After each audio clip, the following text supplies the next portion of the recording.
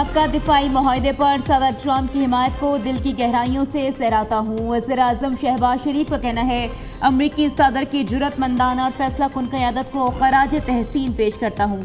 सदर ट्रंप ने जनूबी एशिया में एटमी तबाही को टालने और लाखों इंसानी जानें बचाने में मदद की। पाकिस्तानी ब्रादर इस्लामी ममालिक के साथ मिलकर खित्ते के दिफा और सलामती को यकीनी बनाने में तामीरी किरदार अदा करता रहेगा। पायदार अमन हमारी अक़वाम के रोशन और खुशहाल मुस्तक़बिल के लिए सबसे बुनियादी और नागुज़ीर शर्त है।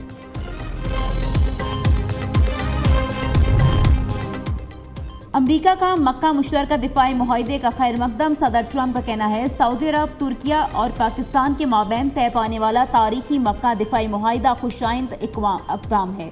तीनों ब्रादर मुस्लिम ममालिक ने दस्तखत करके बेहतरीन फैसला किया। इस स्ट्रैटेजिक शराकत दारी से मशरिक़ वस्ता में इत्तेहाद और बाहमी ताउन को फ़रोग़ मिलेगा। तीनों ममालिक दिफा के लिए एक दूसरे का ज़्यादा मौसर और मजबूत अंदाज में साथ दे सकेंगे। ये मुआहदा खित्ते में खुद इन्हसारी की जानी पहला बड़ा कदम है। दूसरी तरफ सदर ट्रंप का जनूबी कोरिया के साथ जारी मुश्तरका फौजी मशक़ें कम करने का ऐलान।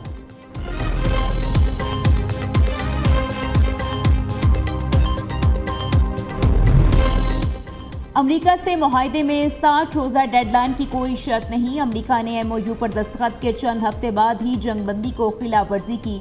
दुश्मन ममालिक की गलत हिसाब किताब पर मबनी पॉलिसियाँ मुकम्मल नाकाम हुई।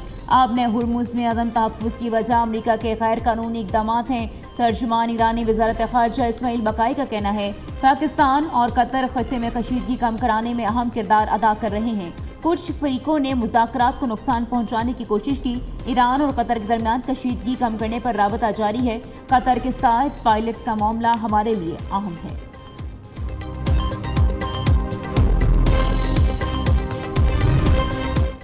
ईरानी आर्मी चीफ ने अमरीकी फौजियों की सर की कीमत मुकर्रर कर दी। मेजर जनरल अमीर हातमी का कहना है, अमरीकी फौजी को हलाक या गिरफ्तार करने वाले को $30,000 इनाम मिलेगा। आपने हुर्मुज़ को अमरीका इलाका करार देने के ट्रंप के बयान पर भी सख्त वार्निंग दे दी।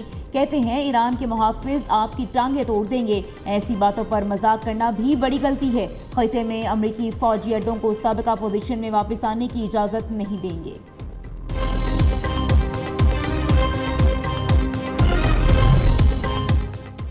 नायब वज़ीर-ए-आज़म का तुर्क वज़ीर ख़ारिजा से टेलीफोनिक रबता। तर्जुमान दफ्तर ख़ारिजा के मुताबिक सियाहकार और हकान फ़ैदान के दरमियान इलाकाई सूरत-ए-हाल पर तबादला ख्याल हुआ। पाकिस्तान और तुर्किया का बाहमी दिलचस्पी के अमूर पर ताउन मज़ीद मजबूत बनाने के आज़म का यादा।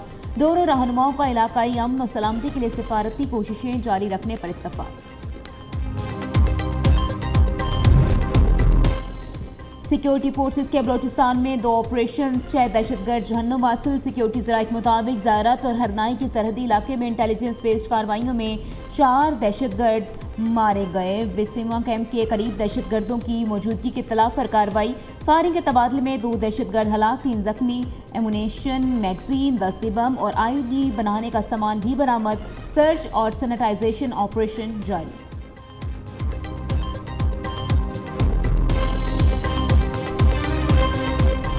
तमाम सियासी जमातें जो सूबा सिंध में सियासत कर रही हैं, वो यकजा हैं, एक आवाज़ होकर कहती हैं कि सिंध में किसी सूबे की ज़रूरत नहीं है। तो मेरे भाई, सिंध में रहने वाले कहते हैं नहीं चाहिए, सिंध के सियासतदान कहते हैं नहीं चाहिए। अब वो 3-4 आदमी जो मैंने कल भी कहा कि कौंसलर नहीं बन सकते यार, उनकी हैसियत क्या है? वो बैठ के फैसला करेंगे कि सिंध का मजीद सूबा बनना चाहिए कि नहीं बनना चाहिए। आपके सियासी मफादात हो सकते हैं, आपके सियासी एजेंडे हो सकते हैं, लेकिन सियासी मफादात और सियासी एजेंडे को आप उस वक्त तक आगे लेकर जाइए जहाँ लोगों के अंदर नफरतें ना पैदा हों।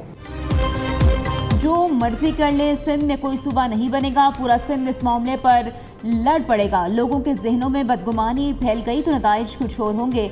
जबरदस्ती सूबा बनाने से लोगों में खतरनाक नफरत पैदा होगी। पंजाब और खैबर पख्तूनख्वा की असम्बलियाँ करारदाद पास करती हैं तो हमें कोई इतराज़ नहीं। सूबाई वजीर सईद गनी की मीडिया से गुफ्तगू। कहा, जमात इस्लामी कहती है वो अवामी मसाइल पर एहतजाज कर रही है। हाफिज नईम ऐसी जगह जाकर एहतजाज करे जहाँ उनके लिए हमदर्दी पैदा हो।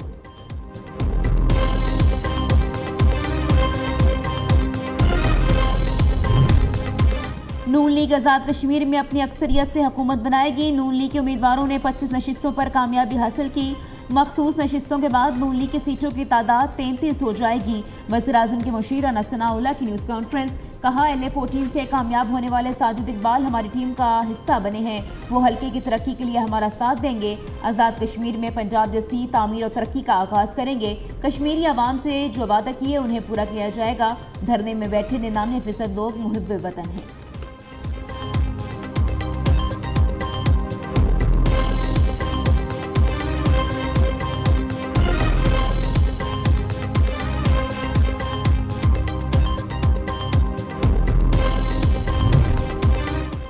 पेट्रोलियम लेवी टैक्स के खिलाफ लाहौर मॉल रोड पर जमात इस्लामी का धरना जारी। कराची और पेशावर में गवर्नर हाउसेस के बाहर भी धरने। अमीर जमात इस्लामी हाफिज नईम उर रहमान ने लाहौर में धरने के शुरका से खिताब करते हुए कहा, महंगाई के बाइस आज हर शख्स परेशान है। पेट्रोलियम मस्तूआत कीमतों में इजाफे से महंगाई बढ़ती है। धरने का मकसद जाती नहीं बल्कि अवामी मुफाद है।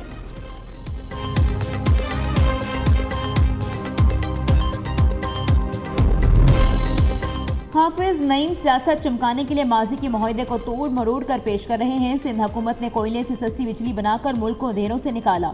हाफिज नईम बताएं, मुल्क की तारीख की सस्ती तरीन बिजली पर वो क्यों खामोश हैं।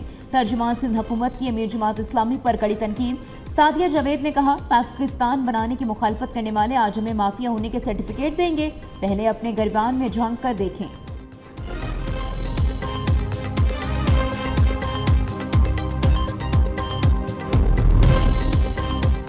ट्रांसपोर्टर्स के साथ किए वादे हर हाल में पूरे करेंगे। मोटरवे पुलिस से एक भी नाजायज चालान नहीं होने दूंगा।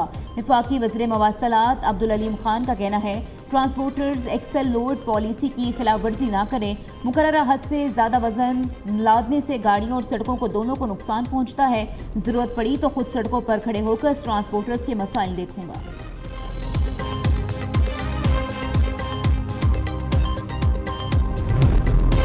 वज़ीर आला सिंध के ज़ेर सदारत NICVD गवर्निंग बॉडी का इजलास। एडवांस हार्ट फेलियर प्रोग्राम के क़याम की मंजूरी। एडवांस हार्ट फेलियर प्रोग्राम में LVAD टेक्नोलॉजी इस्तेमाल होगी। मुराद अली शाह ने कहा, सिंध हुकूमत मुस्तहिक मरीजों को मुफ्त और मयारी दिल का इलाज फराहम करने के लिए पुरअज़्म है।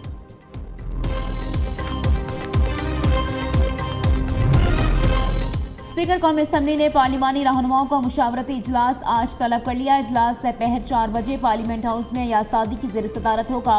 कौमी असम्बली के 29वें इजलास के एजेंडे और पार्लिमानी कार्रवाई से मुतालिक अमूर पर मुशावरत की जाएगी। कौमी अहमियत के हामिल अमूर पर भी तबादला ख्याल होगा।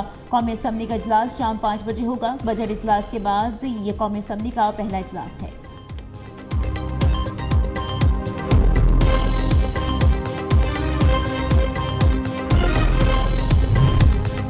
रावलपिंडी इस्लामाबाद में मूसलाधार बारिश। नशेबी इलाकों में पानी घरों में दाखिल। रेस्क्यू डबलमैन डबल 2 ने बरवक्त कार्रवाई करते हुए अफजाल टाउन चकलाला में घर में फंसे 5 अफराद को रेस्क्यू कर लिया।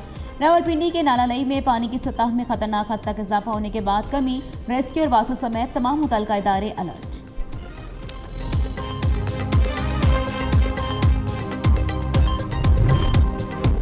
सियालकोट गुजरात, जेहलम, शकरगढ़ समेत पंजाब के मुख्तलिफ इलाकों में तेज़ बारिश। महकमा मौसमियात का आज से 21 अगस्त तक बारिशों के नए स्पेल का अलर्ट जारी। लाहौर, रावलपिंडी, गुजरात, गुजरांवाला, सियालकोट, मर्दान, सवाबी में अर्बन फ्लडिंग का खदशा। मरी, गलियात और दीगर पहाड़ी इलाकों में लैंडस्लाइडिंग का खदशा। बरसाती नदी नालों में तोगयानी का इम्कान।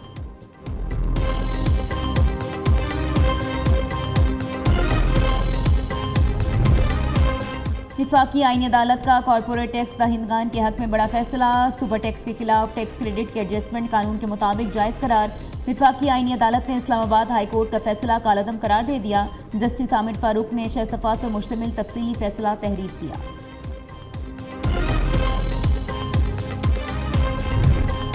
रावलपिंडी में मोटरवे M2 पर मुतअद्दिद गाड़ियां आपस में टकरा गई। हादसे में एक शख्स जहां भग 27 जख्मी। रेस्क्यू डबलमैन डबल 2 की 11 इमरजेंसी गाड़ियां, 9 एम्बुलेंसेज, रेस्क्यू और फायर व्हीकल्स ने इमदादी कार्रवाइयों में हिस्सा लिया। लाश और जख्मियों को अस्पताल मुंतकिल कर दिया गया।